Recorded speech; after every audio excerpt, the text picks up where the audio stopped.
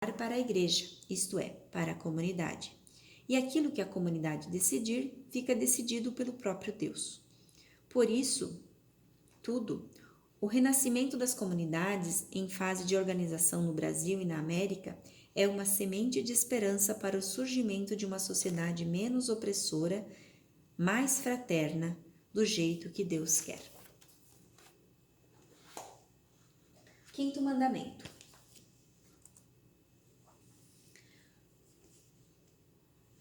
O que significa não matar? A quinta regra do jogo significa que ninguém pode tirar a vida de outra pessoa, ou a própria vida. Todo ser humano é infinitamente precioso. Não devo odiar o próximo, tratá-lo sem amor ou ser vingativo.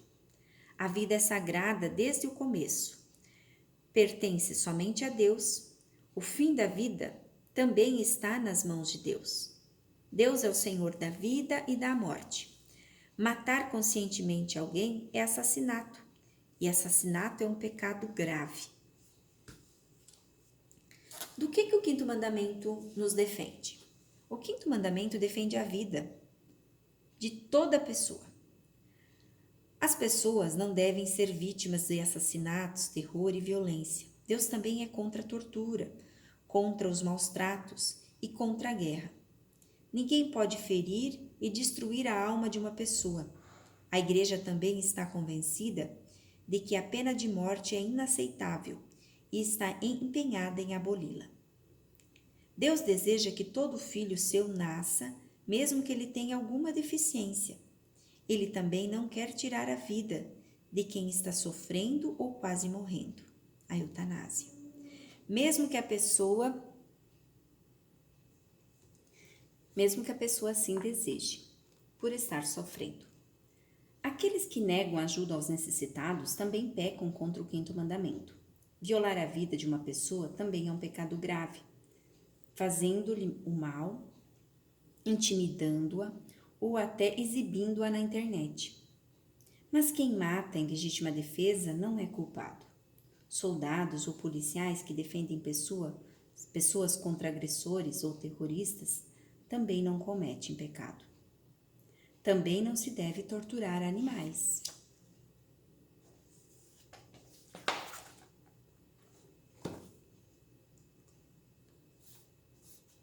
Quinto mandamento é muito importante, defende o direito à vida. Todas as pessoas têm direito à vida, e todo aquele que desrespeitar o direito do outro à vida e o matar de propósito, esse já não merece viver. Quem ferir o outro e causar sua morte será morto. Isso está em Êxodo 21:12. Diz outro texto: quem derramar o sangue do homem pelo homem terá seu sangue derramado, pois a imagem de Deus o homem foi criado.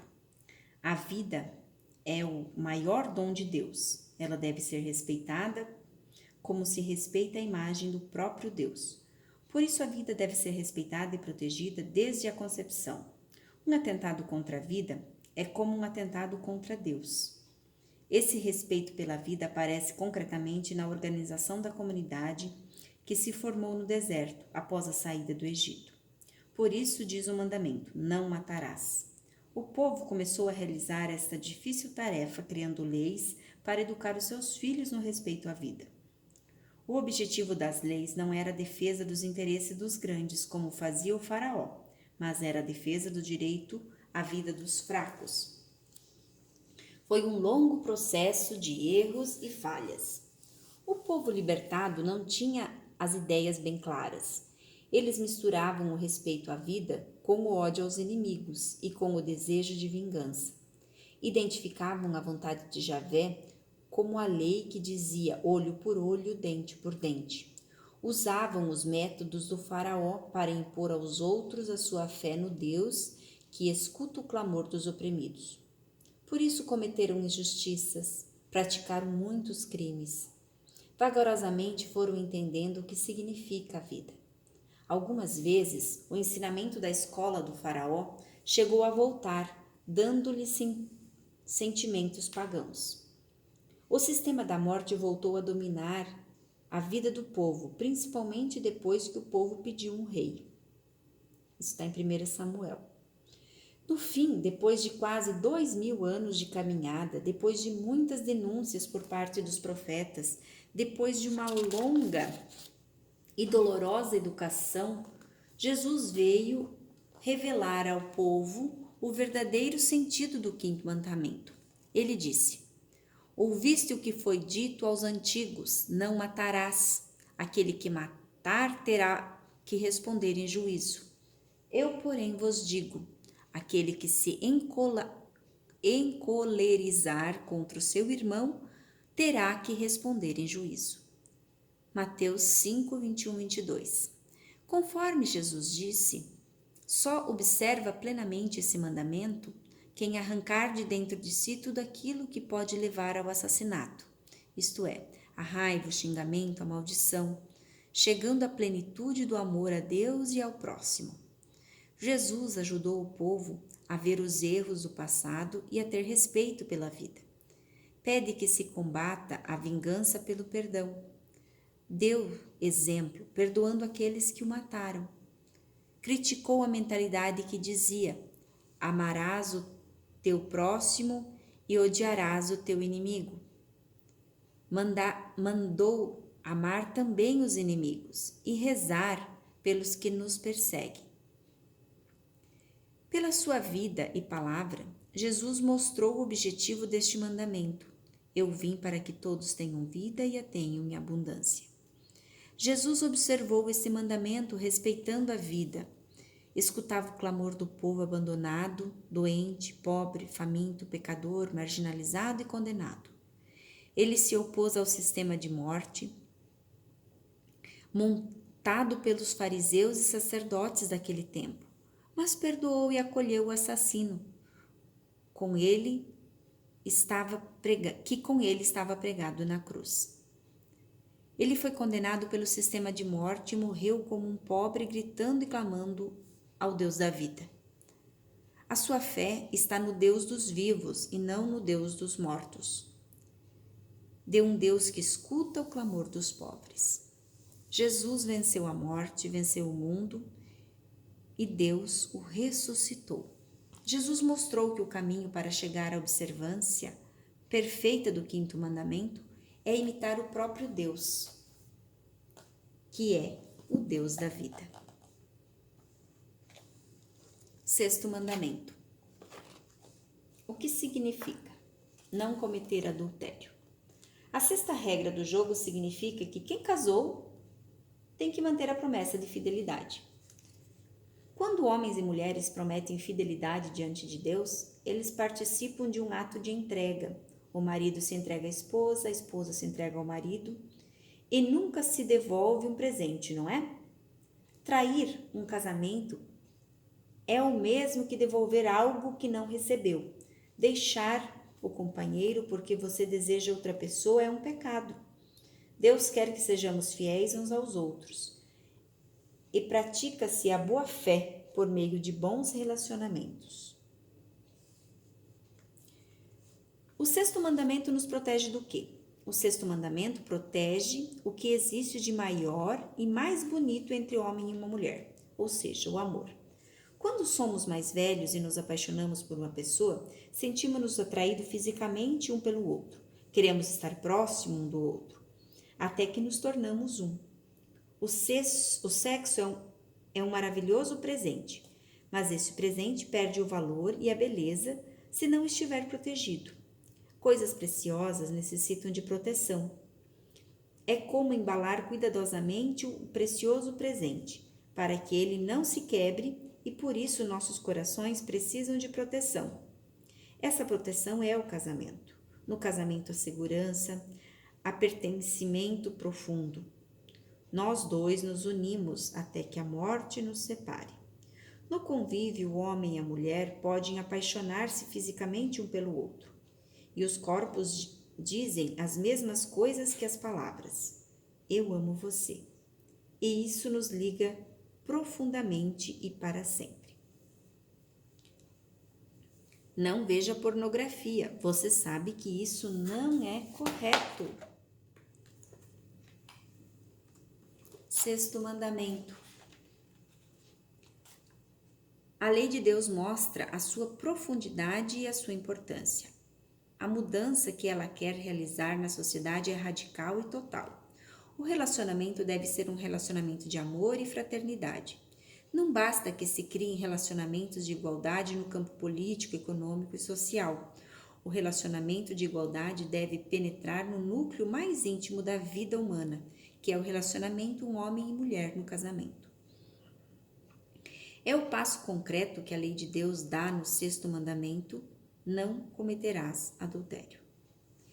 Este mandamento não faz distinção entre homem e mulher.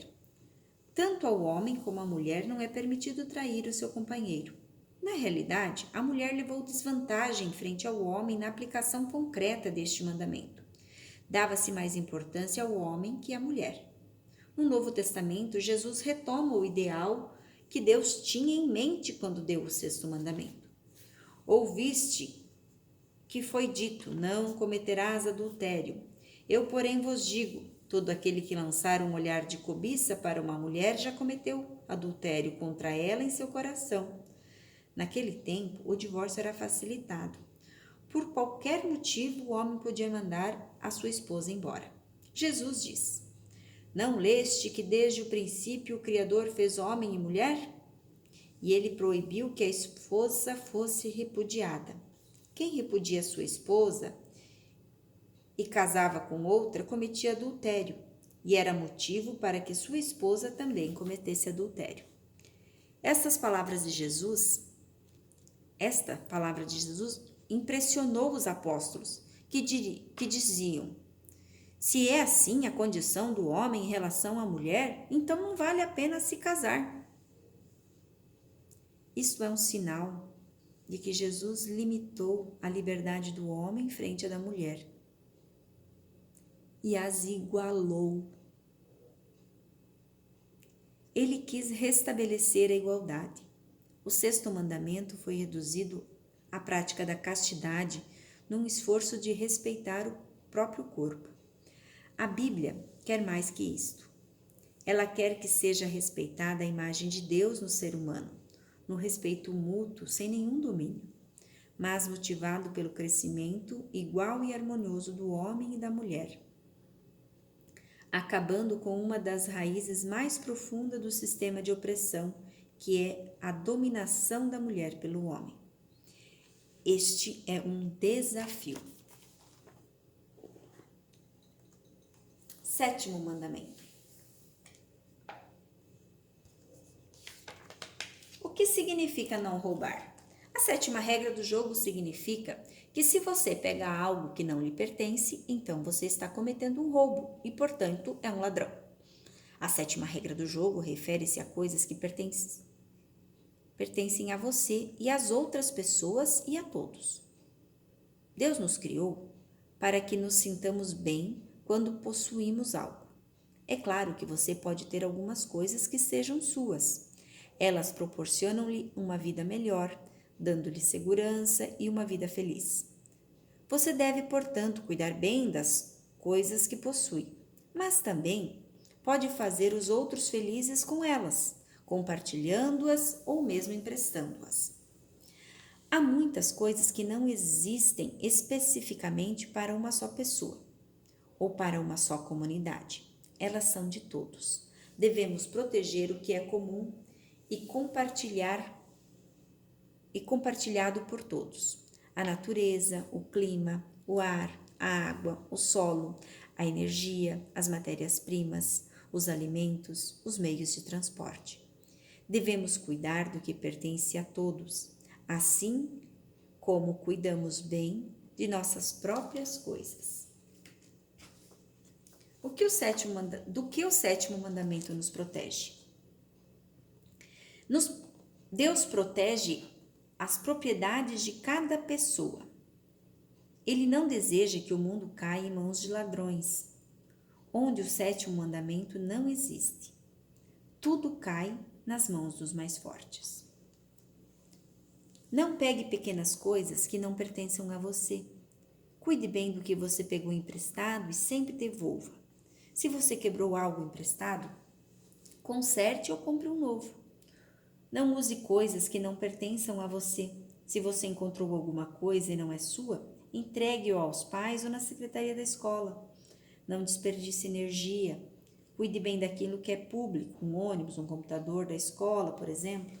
Não realize downloads ilegais de música, filmes, jogos de computador.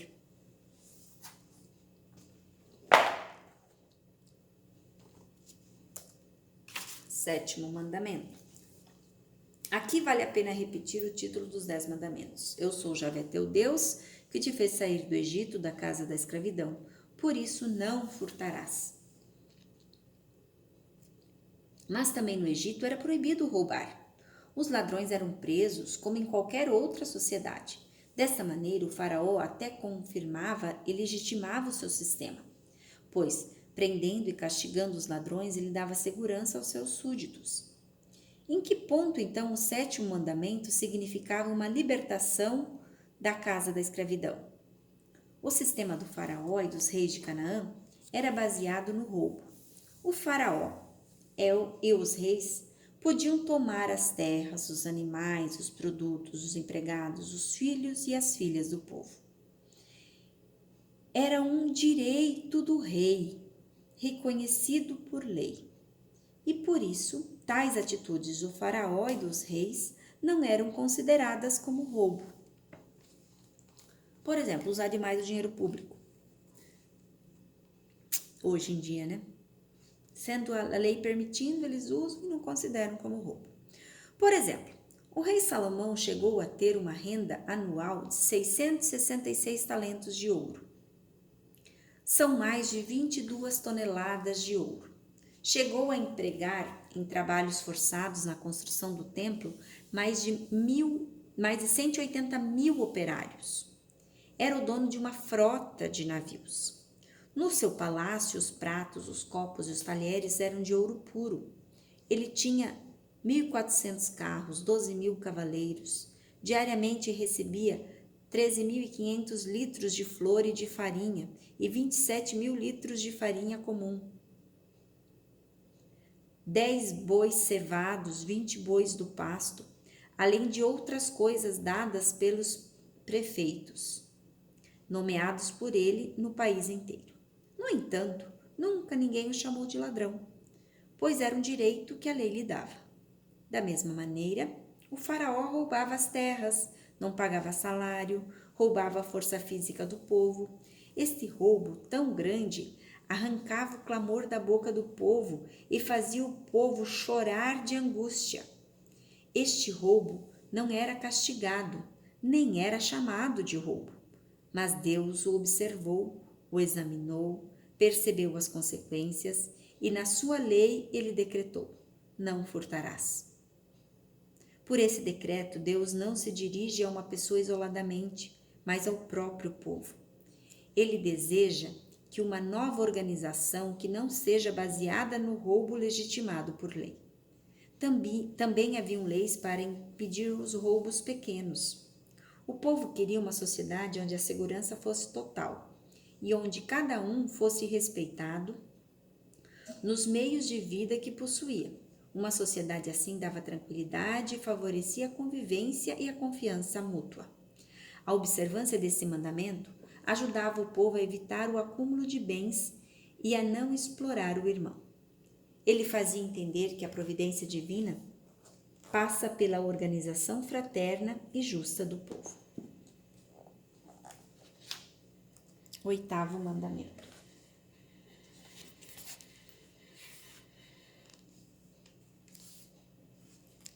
Não minta. O que significa?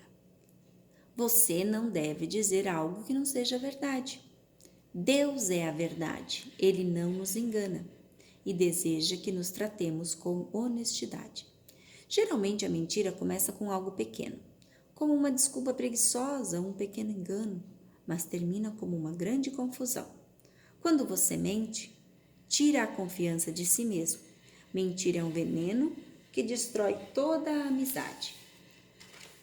De que o quinto mandamento nos protege? O oitavo mandamento nos protege.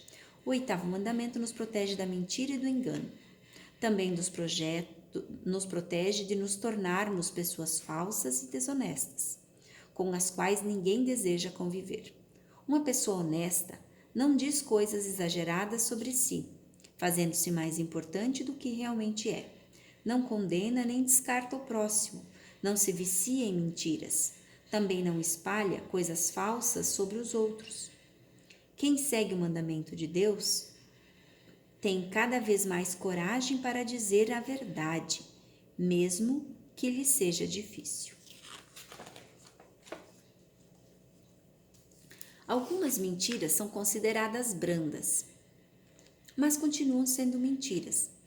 Na maior parte dos casos, são desculpas baratas, porque a pessoa não se atreve a dizer a verdade. Muitas vezes, essas pessoas mentem por se sentirem envergonhadas, ou por medo de serem ridicularizadas, punidas, ou deixarem de ser populares, ou mesmo por uma questão de conforto. Mas não importa a razão, não se deve mentir. No entanto, em casos muito raros, pode-se esconder a verdade por amor ou necessidade. Por exemplo, uma mãe, para proteger o filho de seus possíveis agressores, não lhe conta a verdade sobre onde reside.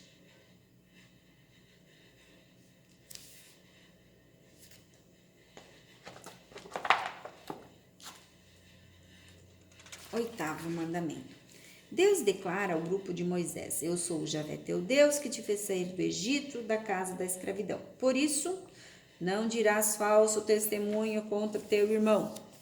Este mandamento quer dizer o seguinte: não imitar o exemplo dado pelo sistema corrupto e ter coragem de defender o irmão, sobretudo o pobre, nos tribunais da justiça. Lutar para criar uma nova organização na qual seja possível todos conseguirem os seus direitos de justiça. O que já seja possível alguém levantar falso testemunha contra o seu irmão. No Código da Aliança, a Bíblia dá uma série de normas de como fazer isso concretamente. Além disso, o que se quer promover com a observância deste mandamento é que o amor e a verdade se tornem novamente a base do relacionamento entre as pessoas. Sem o amor, a verdade, a possibilidade do diálogo é destruída na sua raiz e a convivência social se torna impossível. Jesus veio revelar essa intenção do Pai. Ele diz: que o vosso sim seja sim e o vosso não seja não. Mateus 5,37. A organização igualitária do povo em comunidades fraternas não é só uma questão de economia e de política. É também uma questão de conversão sincera de cada um à verdade. A verdade vos libertará. Aqueles que caminharem e lutam com Javé por uma nova sociedade devem praticar o amor à verdade. Assim renovam a sociedade a partir da sua base e criam condições para a nova justiça. A sociedade garante a justiça social quando realiza as condições que permitam às associações e aos indivíduos obter o que lhes é devido, segundo a sua natureza e vocação. A justiça está ligada ao bem comum e ao exercício da autoridade. 9º e 10º mandamento. O que significa não desejar a mulher do próximo e os bens dos outros? O 9º e o 10º mandamento dizem: seja feliz com o que você tem. Deus nos ensina a lidar com o desejo incontroláveis, protegendo-nos da disposição à inveja ou à ganância. As pessoas têm desejos intensos. Deus nos fez assim e isso é uma coisa boa. Mas, muitas vezes, nossos desejos caem sobre algo que não podemos ter, por pertencer a outra pessoa ou por ser um bem comum a todos. A inveja e a ganância podem consumir os nossos corações, induzindo-nos a cometer atos ruins, e é assim que funciona. Por exemplo, como o homem que deseja a mulher do outro, como a garota que deseja as canetas legais da sua colega, como o governante que deseja o país vizinho, com o jovem que deseja o celular do seu vizinho. E do que esses mandamentos nos protegem? Eles nos protegem da intensidade dos nossos desejos. Deus nos criou para que sejamos felizes e mesmo que não consigamos tudo o que desejamos.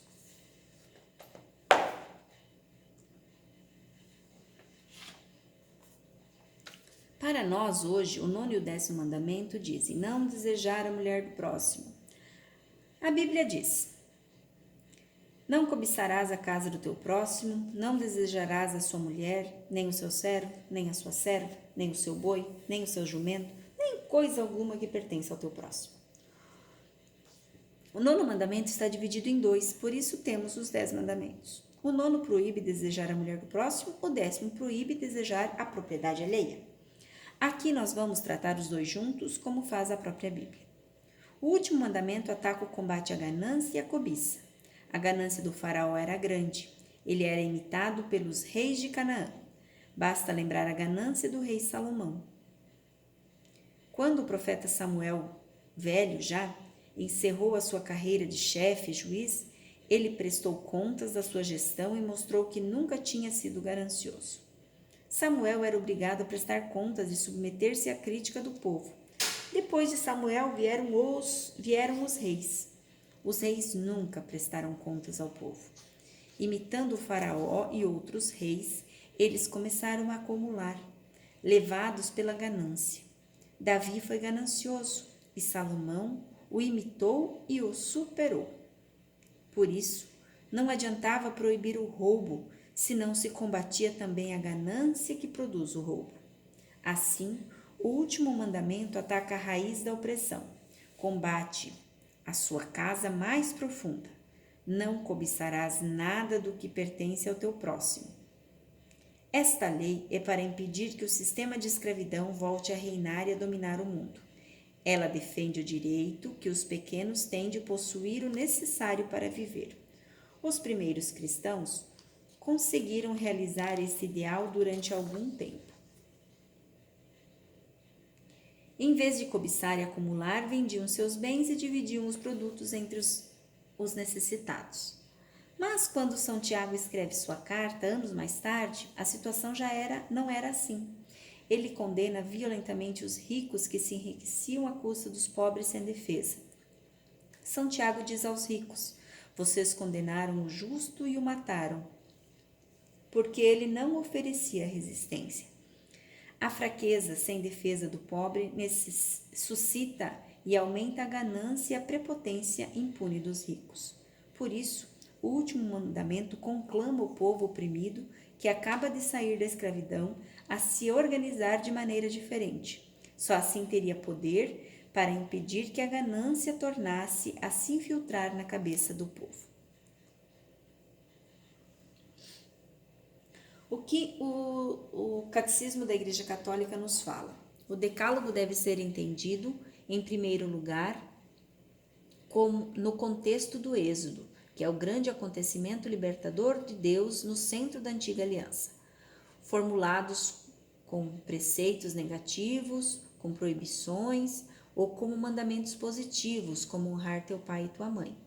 Os 10 mandamentos indicam as condições de uma vida liberta da escravidão do pecado. O Decálogo é um caminho de vida.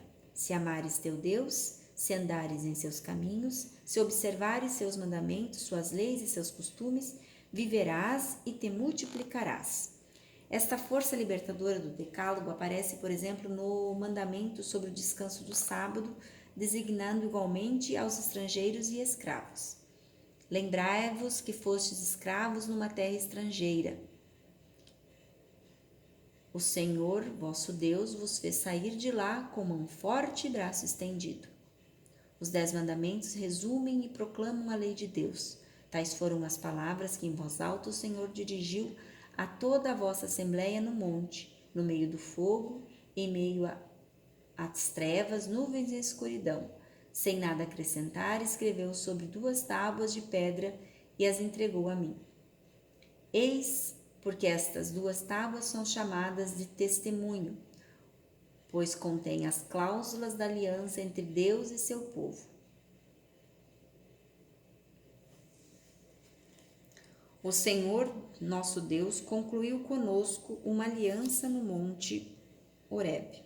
Os mandamentos recebem seu pleno significado no contexto da aliança. Segundo a Escritura, o agir moral do homem adquire todo o seu sentido na aliança e por ela. O primeiro dos 10 mandamentos lembra o amor primeiro de Deus por seu povo. Acabamos de analisar os 10 mandamentos. Trata-se de uma verdadeira ferramenta capaz de converter uma mentalidade opressora em mentalidade fraterna, capaz de revelar ao mundo o rosto de Javé, o Deus libertador. Todos aqueles que acreditam no Deus que se revelou na Bíblia são convocados por este mesmo Deus a colocar em prática os 10 mandamentos e ser assim o fermento de uma nova sociedade, de um novo homem à imagem de Cristo. Os 10 mandamentos devem ser observados não só para cada um ter a sua consciência tranquila diante de Deus, mas também para que cada um comece a luta com seus irmãos por uma vida digna para todos. O livro do Deuteronômio é muito claro neste ponto. Ele pede que o povo observe a lei para poder assumir a terra, poder prolongar os seus dias, que a vida se multiplique. Jesus resumiu o objetivo que Deus tinha em mente ao dizer que a lei quer levar os homens à plenitude do amor a Deus e o amor ao próximo. Este objetivo não se alcança apenas através de uma piedade individual, mas exige também uma organização justa e fraterna do povo. Bom, esse é o que os materiais trazem, e eu encerro dizendo assim: Senhor Deus da misericórdia, perdão pelas vezes que não escutei a vossa vontade e não olhei meu irmão com vossos olhos.